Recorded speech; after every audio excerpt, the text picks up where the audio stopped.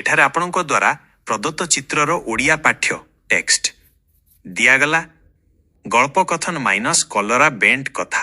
गोटे गाँव रे बुढ़ीटीए थिला। से थरे बाटरे जाऊ जाऊ एक कलरा मंजी पाइला।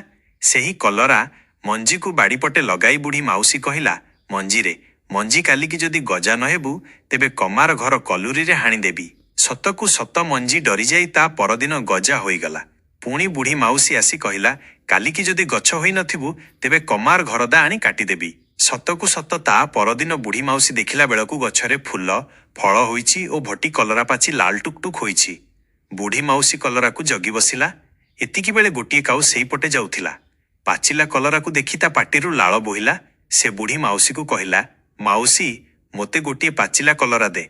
माउसी कहिला, नेबु जे जा आग नुआ कूअरु पानी आनी थंट धोई देबु।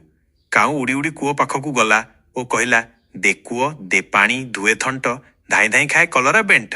कूओ कहिला, पानी देबी जे जा कुंभार घरु गोटिए माठिया आनिबु।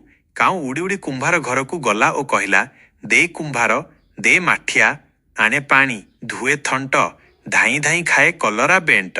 कुंभार कहिला, देबी जे मो पाखरे माटी नाही, जा माटी आनिबु मु माठिया तैयारी करी तोते देबी। काऊ पुणी उड़ी उड़ी कमार पाखकू गला ओ कहिला, दे कमार दे कदाଳ खोळू माटी गढ़ू कुंभार कलश गोटी काढ़े पानी धुए थंट धाई धाई खाए कलरा बेंट। कमार काऊ को कदाଳ देला।